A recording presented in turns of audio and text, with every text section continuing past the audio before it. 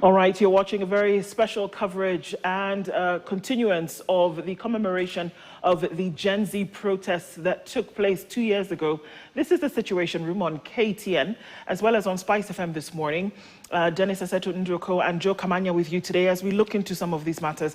So thank you for keeping it here, KTN, as we look into this. Of course, we saw earlier what the roads are looking like, and that there seems to be some anxiety in the air, and that there are very many roadblocks in different parts of the city because of the fact that there is, security checks. We see some coming out of Roysambu. We see some also coming off of around the Mlolongo area and touching on Mombasa Road. There are some also right around Kibra, and then trying to get into the city. There is a spot check for most of the situation this morning. Many of those vehicles are being allowed to come through. We don't know what it's going to look like later in the morning, but we're going to be following up. And at some point through this, we will be talking with different KTN reporters who are in different parts of the city to get a bit of an update from them in terms of what's happening. So thank you for being here this morning as we do. At this point, we're going to get into a conversation around the Gen Z commemoration and the protection of human rights. The brand new executive director of Amnesty International is George Morara, and he's here with us this morning. George, good morning. Very well, thank you so much. Good morning to you. Thank you for having me. Thank you for being here today.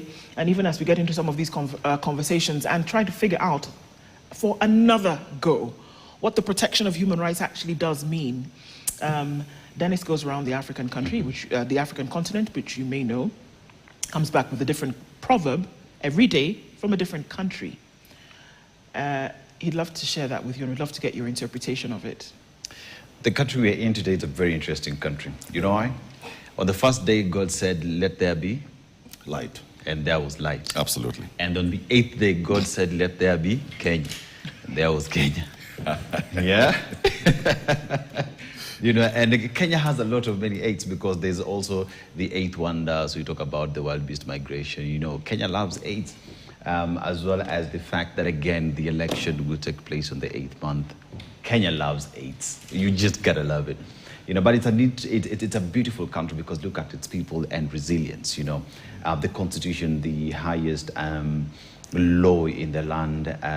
Kenyans follow it, but you have a bunch who think they are above the law. But that notwithstanding, the judiciary as well has continued to show that finally there is something that can be done. We saw recently what happened with the cabinet secretary for health. But let's go to the proverb. It comes from the Luo community. I'll say it in Luo, then translate it in English. Jatelo okngal, that is in Luo. But in English, a leader does not chew bones. How would you interpret it? What do you think the Luos are saying? In most cases, we associate bones with toughness. There are those who think that the bones are the sweet part of it, the bone marrow. I know from the community I come from, which you and your neighbors, if you wanted to keep the young people busy, when you're serving meat, you give them the bony part, so they continue gnawing at it as they're having the juicy parts of it. So, well, a leader for me would always settle for the juicy parts of the bargain.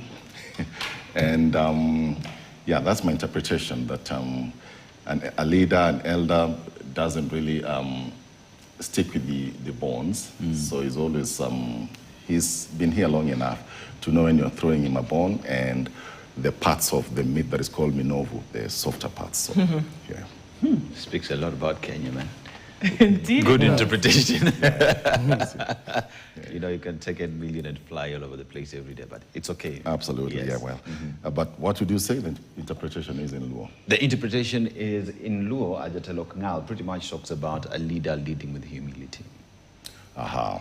Yes. Yeah. Where's the bone and the humility and the meat? Bone and humility. When you look at different communities, the juiciest part come from inside the bone. From inside the bone. So what a leader then gets to do is do the hard work, slaughter, skin, everything, minofu. But then again, the juiciest part is what you give to the people that you lead. Well, I can live with that. Well, sure. Indeed, let's.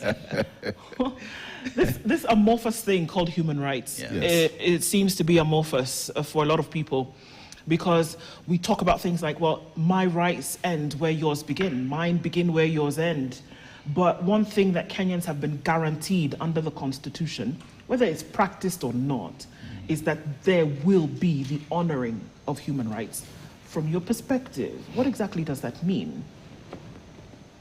Well, human rights mean and have always meant one thing, that there are certain entitlements we enjoy by virtue of just being human. And in the case of Kenya, we have codified those entitlements in a whole chapter, chapter 4 of the Bill of Rights, that gives Kenyans certain minimum guarantees of entitlements that they should enjoy just by virtue of being human beings. Actually, I was mulling on that question while I was driving here this morning. Say, if human beings were conditioned, because we are born with those conditions, we start carrying those human rights. Before we were born into this world with those human rights.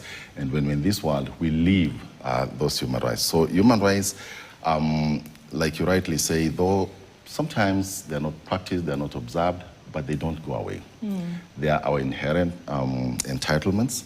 And in the case of Kenya, they have been codified in Chapter 4 of the Constitution. And just in the context of what we are talking about today, in the context of memorializing the Gen Zs, I've had some leaders try to invoke some decrees that come from a position whereby they think they have the ability and the powers to take away human rights. Yeah. But again, like I said, human rights are those entitlements that we've given ourselves. And in this country, we've said, especially under Article 19, sub-Article 3 of the Constitution, we enjoy those rights, not because the state gives those rights to us, but we enjoy them because we're entitled to those rights. So, as an initial remark, let me just say human rights, whether the state observes them or not, remain.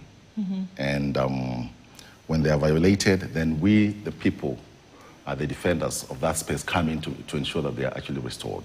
But aren't they not actually activated when they are respected and observed? Is that not now when we say these rights can be activated? Because, I mean, I could have a mug, but unless I do something with it, then it's useless. We can talk about them being there, that whether you respect them or not, they don't disappear. That's understood. But look at what we're looking at now. 65 people, we're commemorating their death. Another 27 the year after, commemorating their death.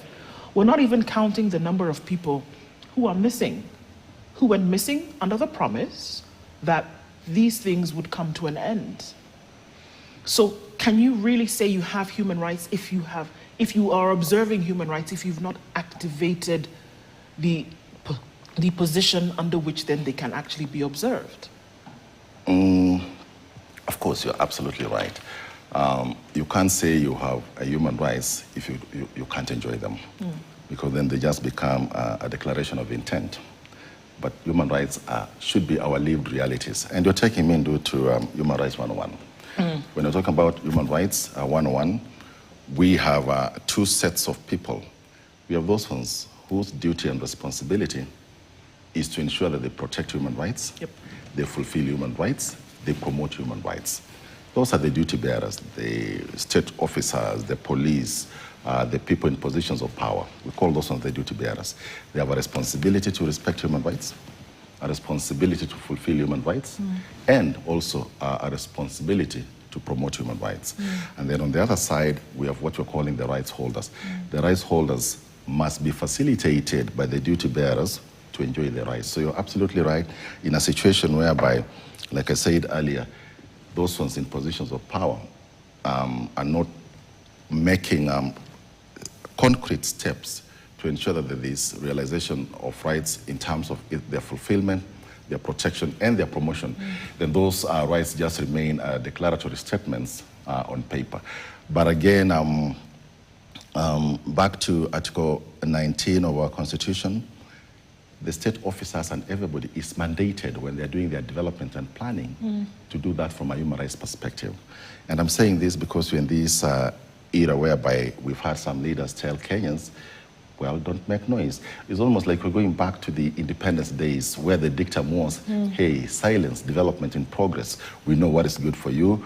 We're going to tell you how to behave. Well, our constitution decrees that we cannot have development outside the framework of human rights. So again, for me, when I see leaders saying focusing more on economic development, I think it should come as a total package, because economic development without constitutional development is not complete development in my sense. Okay. Well, and as you put it clearly, Article 19 talks about our basic freedoms, our fundamental freedoms that we must have as a society, because the intention was to have a just society, social justice. And our human rights, I think sometimes we under-explain them, because they are multidimensional. You mentioned economic justice, you mentioned tax justice, developmental or development justice, that these things must happen in concurrent, not just human movement, because today we are talking about human rights in respect to people are being asked, do not protest, do not come out. But the genesis of today's commemoration was out of economic injustice, that the governed who created this constitution felt the economic policies that are being advanced in that finance bill were not user-friendly. So to an extent, one could even argue that this would have been stopped. We would not be here today talking about the loss of life, because when you talk about violation of human rights, it ends mostly with death, loss of life, loss of significant others. So in that society, we lose human beings who otherwise would have been active members of a basic unit called a family. And yet, a process of now compensation is spoken about. And you hear people saying, okay, a wrong was committed, but there is no admission of guilt. But to cover it up, we are going to compensate you because you lost your loved one. Is that right? Is that just? And when you talk about justice, because human rights, the people who are in your space, you seek justice, right? How do we define that justice? What would be just when you're trying to compensate, when you're trying to address the violation of the basic freedoms? I think these conversations have been dominating the airwaves, especially since yesterday. And what you ask brings me to, let me just say what we've done as Amnesty in this space. Currently, we're in a collaboration with an organization called authoritative. Now, authoritative and Amnesty have looked at the trend of protests in this country. We have what we're calling the Kenya Freedom Index. And if you look at that Kenya Freedom Index from 2020 to 2025, we have had 1,000 protests in the country. So those ones have been documented. And these protests then, who is organizing? It is your people out there in the community. So that's the number one, organizers, the residents and communities. Number two, we have the workers and the unions who are going out there to organize. And number three, we have the youth, of course, our Gen Z and the students. They form that part of the organizing. Surprise, surprise, people always say that civil society is out there making noise, the paid activists and all these. They are number five. And then what are the issues that Kenyans are going out there to protest about? Again, according to the research and this project that Amnesty International Kenya and authoritative are doing, the three top reasons why Kenyans are going on the streets. One is economic freedom. That dominates what is driving people to the streets. Right. Number two is political freedom. That is driving why people are going to the streets. And then number three is an emerging area we're calling the environmental freedom. So those are the three drivers of protest. And then maybe just put your question in context. When people go out there, who is the object of their protests? Who do they want to address issues of economic freedom, issues of political freedom, and again, issues of environmental freedom? The number one person or people that they're targeting is the national government. It shouldn't come as a surprise. That is the executive and the ministers, because they, like I said, they're the duty bearers. They have a duty and responsibility to ensure that Kenyans enjoy their rights fully And in this case, the economic freedoms, the political freedoms, they're the custodians of making sure that those rights are implemented. Then number two is the county governments and local authorities. So we've seen people go out there demonstrating against the excesses of the local government and all that. And then number three, of course, is the police and security agencies and then parliament. So again, from this evidence-based kind of analysis of the environment, we can clearly see, back to your point, that if the leaders did the right thing, if the leaders listen to the citizens, if the leaders live true to the dictum of we the people, as found in Article 1 of the Constitution, we will minimize these cases and these incidents whereby people need to go out there. But I find it surprising in this country because once Kenyans go out there and elect their leaders, the leaders think they've become overlords. Yet at the end of the day, the people retain the sovereign power. Sovereignty belongs to the Kenyan people. They're the ones who put leaders in office. And Article 73 is very clear that when you go into, when you occupy a state office, you are there to serve people, not to rule over them. So I wish our country had a crop of leaders who really lived true to the Constitution, responded to these issues that Kenyans are raising, then we'll minimize these acts of bloodshed, demonstrations and all that. And the leaders, again, back to the Luo proverb, should lead with humility. They are servants of people. Without those people, they will not, unless we are in a monarchy or a dictatorship and all this. But people woke up in the morning, believed in those leaders, gave them a little bit of their power to govern themselves so that they govern on their behalf. So humility is key, but humility doesn't actually make sense if the leaders are not listening to what the citizens are telling them. George, if you look at where we find ourselves as Kenya today, and I ask the matter of justice vis-a-vis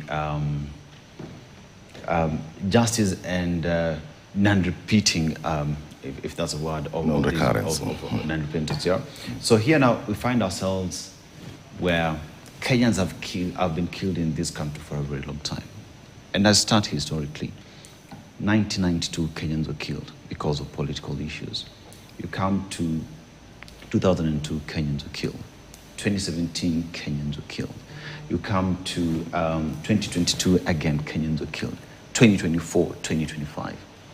And it is seemingly as if, over time, Kenya has really not dealt with the question of justice in totality. What has happened is we've kept on just putting a rug over it and moving on.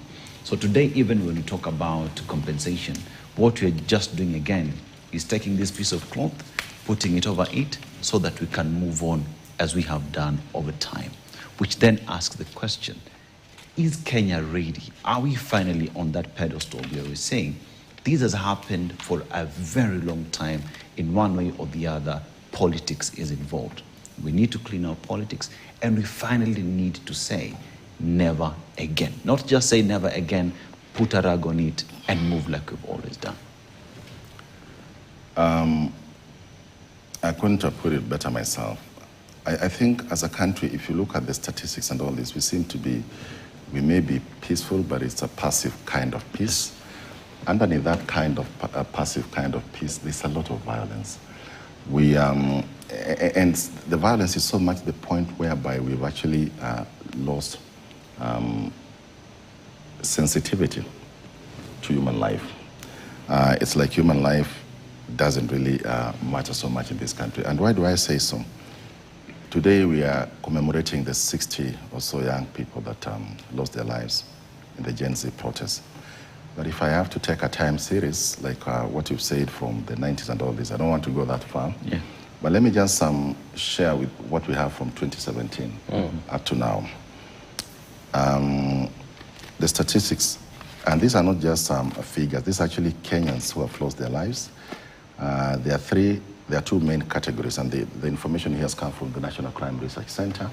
It's come from the police themselves, the National Police Service. It's come from agencies and organizations documenting this, including ACLED and all that. So the two main causes of death in the country between 2017 and 2026 have been criminal gangs, gangs like Mungiki, gangs like Wakali Wao, Wakali Kwanza, And then number 2 is political violence. Within that period, from 2017 to 2019, 350 Kenyans lost their lives. Between 2020 to 2022, another 400 lost their lives in gang-related violence. Between 2023 and 2026, 450 deaths were occasioned. So when you look at these figures, if you add all of them, we've lost over 1,200 Kenyans. And this has happened in what we are calling peacetime. The last time we saw these huge numbers of people was when the country was in a major crisis, the 2007-2008 post-election violence. But I think we're subjecting Kenyans to death slowly, and these numbers are adding up, they're piling up. What do they point us to? They point us to a culture whereby those ones who are supposed to be in the forefront of safeguarding the citizens of this country are not doing their work, because what makes you a state? What makes you a state is when there's gang violence and people are killing themselves, you've lost that monopoly of violence. The monopoly of violence should only belong to the state. So you have, and then we're seeing the very unfortunate case whereby even the politicians are now outsourcing their work to the goons and all this. But to both the questions that you asked, the latest step about trying to redress or address some of these historical deaths and all this, well, we engage with the victims, we engage with the survivors. They think it may be a small band-aid solution, but it's a first good step. It is not sufficient. There's no amount of money that, for example, can bring back Rex Masai, Kennedy, all the other young people have passed on. But having a genuine conversation whereby the government says, listen, this bloodshed has to stop. The bloodshed must stop. So it cannot be that we are counting figures upon figures. Yes. People die in floods, 87 people, and nothing happens. Nobody even gets shaken by that. So we've cheapened life, and I think the moment we lose the ability to believe that we matter, that our lives matter, then that's when we start dying slowly by installments. Now, George, at a macro level, all governments are meant to protect their citizens. But globally, we have, I think, over 50 conflict areas. And you realize the prevalence of violence. I think right now, in this peace moment, because the world is not at war, but I think it is an all-time high, the number of conflict areas we are having. Unfortunately, the perpetrators of this violence are the people who have been trusted, or the entities that have been trusted by the citizenry to protect them and manage the public order, you know, and offer facilitation of the public goods through taxation, because there is no government that comes to rescue people, not even the Kenyan government. People pay taxes, they appoint people to office, either through appointment or elective. We form organizations based on the various rules we have, and we expect implementation as people serve. Now, when we see the high prevalence of violence, if this country of ours has been associated with some conflict areas like Sudan, like Congo, and it becomes just as breaking news, you know, but no action is taken. You as the peace, the people who are in the peace development space, what policy direction should we start looking at, either as a country, as a continent, or globally? Because if the trend was to continue, more damage is just bound to happen. We have seen unleashing of missiles using drones. So even as technology advances, it also poses a certain threat to peace development. So what policy direction do we start looking at? Locally, as a country, locally, as communities, locally, as regions, as a continent? Because without peace, the global order is going to change. It is changing. You look at just the latest war between Iran and the US, how it has affected the global economic fiber. It still goes to the economics of the world.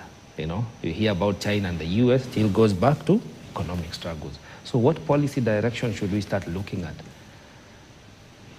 Maybe let me start off from the last point that you made, the threat to the global world order. And you're absolutely right, because if you look at the history of the world, there are certain landmarks that are illustrative and also worth drawing from. Of course, most of the African continent then was still under what we're calling spheres of influence, domination, and all that.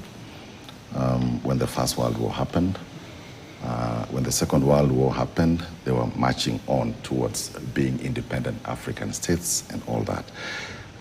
If you look at the world as it was, the pre-World War world, I think we're moving to that order again, where we have a great power competition. The politics was bigger than a neighbor. You hear people like the US saying America first. We don't want to create a multilateral structural institution whereby people come together and reason. So the structures of the liberal democratic world order that were created after the terrible war of 1945, that ended actually in 1945, that world order is increasingly disintegrating as we watch. For a long time, we were dominated, of course, by the East and the West. So we had the satellite states, the Soviet Union. We see they're trying to remake themselves as a big empire. And then if you believed in what they're doing, economic rights first, then you're seen as a socialist, a communist, whatever it is. And then we had the capitalist world. And that politics played here. And that's the politics that's also playing in other parts of the country here, because why is Sudan the way it is? There's an element of the big power politics that have now gone to almost that predatory era of mercantilist capitalism, where people are just going in to extract. And the order that was supposed to be there, like the global order weaved around the UN, the institutions like the UN are becoming increasingly tarnished, even when they're doing very great work. We see institutions of global order like the World Health Organization being dismantled, frameworks of doing environmental protection around environmental accords, the Paris Agreement and all other stuff being demolished.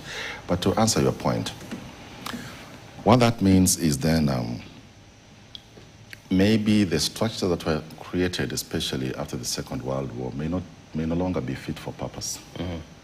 And we've had, especially, and this is one thing that President Ruto has been really on the forefront about, we need to dismantle this world order and create another one that's more inclusive. 5 countries cannot decide for everybody and all the other stuff. So there's need to re-examine that. But number 2, we need to look at these issues internally. And we need to be honest brokers in the region. Because if there is conflict and violence in Sudan, South Sudan, the Congo and all this, as a country, we suffer. We should be looking for ways and means of expanding our collaboration through peace and development, diplomacy, and not through war and rent-seeking like what we're seeing now. So I think it behoves a new generation of leaders and thinkers to actually come together, and especially in this region, to reimagine a new world order, because I think the world order that was created after the Second World War is rapidly disintegrating. And even as that, I mean, we're looking at file footage of what happened a couple of years ago, and I look at people in a situation whereby it quickly degenerated into something that then looked like criminality. But at the very beginning, it was people coming in and saying, you know what, these are things that affect our livelihood. These are things that affect the very pillars that the Constitution was guaranteed to protect.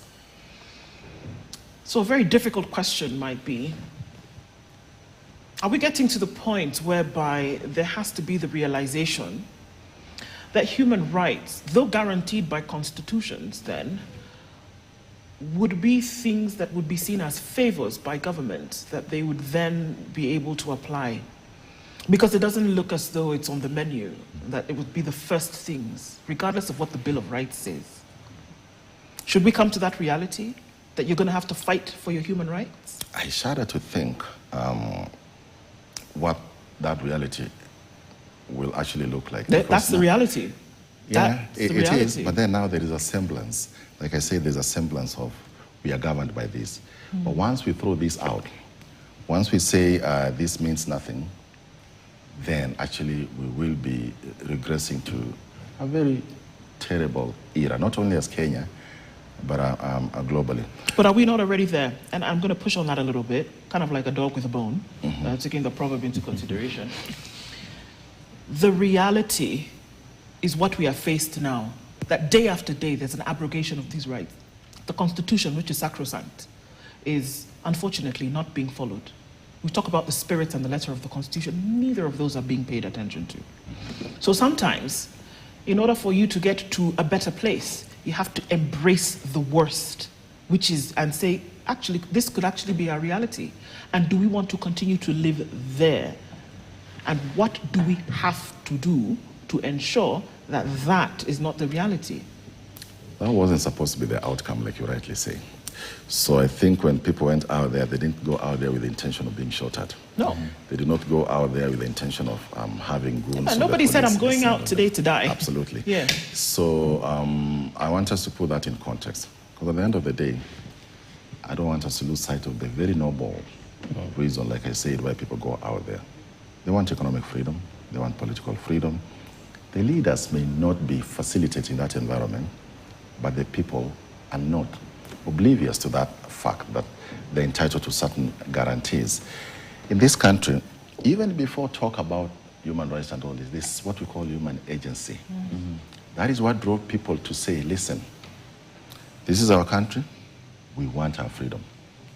So the people who fought for this country, the ones who are agitating for independence, may not have heard something called a Constitution of Kenya 2010, but inherently as human beings, they knew that freedom is an inalienable part of being a human being. The ability to actually lead your life the way you want to lead it, the ability to enjoy certain participation in the civic space. So, Ndu, I'm very optimistic that, and I've been saying this from spaces I was yesterday. I think if you look at this country and the phases we've come through, you will see that we've come through three phases. The first phase is the independence phase. Yes. We had young people there. We had Tomboy, I've been mentioning this. We had Tomboy was 23. We had Martin Shikuku was 28 when he went to the Lancaster Constitutional Conference. We had Mwai Kibaki was 32. We had others. We had great women during that time, like Field Marshal Modoni. We had Wamboyi Otieno. What was the promise of that generation? That generation came together to say, listen, the colonialists may be telling us that we don't deserve to be free, but we, the people at that time, want to be free. And the call of that generation was political independence, which they gave the country. Fast forward to 1993, 30 years, another generation emerged. And that's my generation. We were on the streets demanding for repeal Section 2A. We want more freedoms. We want the Constitution, a constitutional order that's homegrown, not the one that was given to us in Lancaster. And surely, the first phase made this country a little bit better. The second phase, with the repeal of Section 2A, the country became a bit better, so we're moving progressively from that, on that optimism trajectory. And then the third phase is what we're experiencing now. What we're experiencing now, again, another generation that has emerged after 30 years. What are the young people asking? And that's what I said when they went out there. They are asking for accountability. They don't want to see the grand larceny that has been that's being exposed by their leaders, the corruption. So they say, yes, we have a good constitution, we have all these policies and all this, but we have to leave it.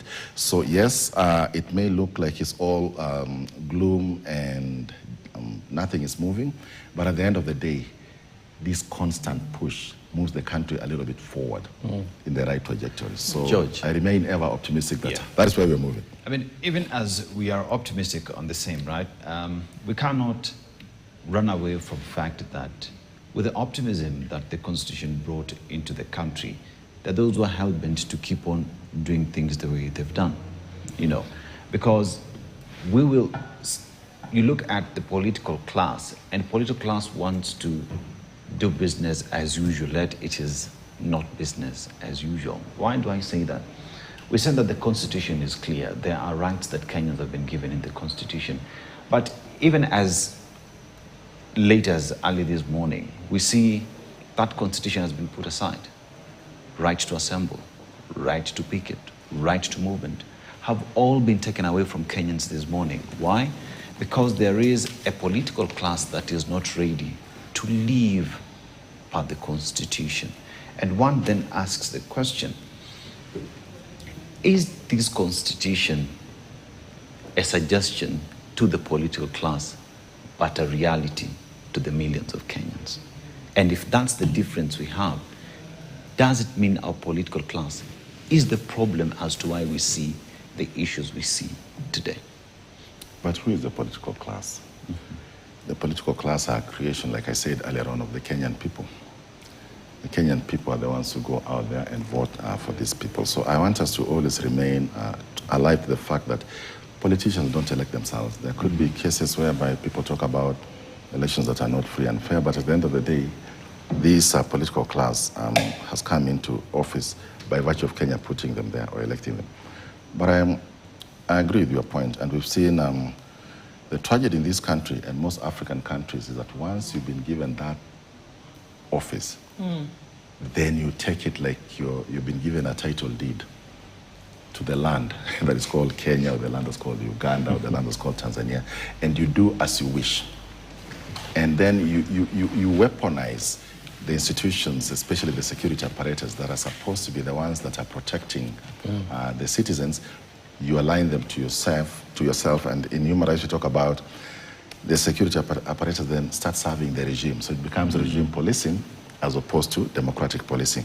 And that is actually even borne out by the research that I mentioned earlier, because when it comes to the way the police and the state responds to the economic, political, and environmental freedoms, we see they are very keen on the political freedoms.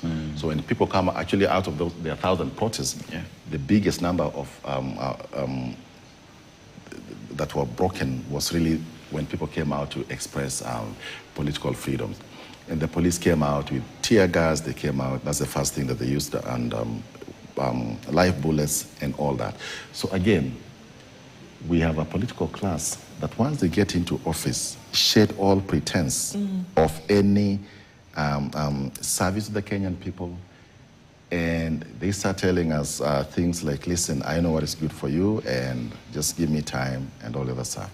But I think even as the political leaders want Kenyans to believe that they're leading them to development, like I said earlier on, I think in this country, most of our political leaders, constitutionally speaking, are really underdeveloped. They can't live up to the ethos of Chapter 6. And to your question again, we've had these leaders confess in the past that in these demonstrations, they're the ones who actually engineered the violence. They set vehicles ablaze, so that becomes a pretext for them to crack down on people. We've seen these leaders outsource their responsibility of policing when they walk alongside people armed with batons and all the other stuff. So they instrumentalize violence because they want to remain in political office and political power. So yes, when it comes to matters of development, we may be having skyscrapers, highways and all this, but we need our leaders to also move a step further from the current level of underdevelopment, constitutionally speaking, so that they catch up with the skyscrapers, the highways and all that. So we focus also on human development, so that ethos, as you rightly put it, can be subscribed to faithfully. But now, you know, we keep unpacking this story. It is sad and painful because you talk about loss of life. Absolutely. But if you look at the research that has been conducted over time regarding war, regarding revolution, regarding uprising, what are the lessons perhaps that you would say we are learning? Because humans must continue to organize and exist. Government, communities must continue to have some control over how the conduct of the humans will be in specific areas. Because I'm raising this concern because the First World War, the Second World War, all the conflict areas we are having across the globe, no one has ever won against the people. In Kenya, the first revolution against colonialism, the people won. The second, liberation for political space, repealing section of 2A, calling for multipartyism. The people won. Yes, deaths happened. Loss of property was experienced and damage, but the people won. Do you think this regime understands that there is no tightening of security controls that can win against the people? Not by the bullet, not by road barricading the roads, not limiting human movement, not punitive taxes. Nothing can stop the people from experiencing the liberties that they so desire. Do you think that lesson is being learned, especially here in Kenya? That there is no way this regime will win against the people, and therefore it is in their own interest, those who have the duty bearers, as you call them, to comply with the demands of the human beings called Kenyans. Because Kenyans are agitating for the rights within the very constitution that those duty bearers are suspending.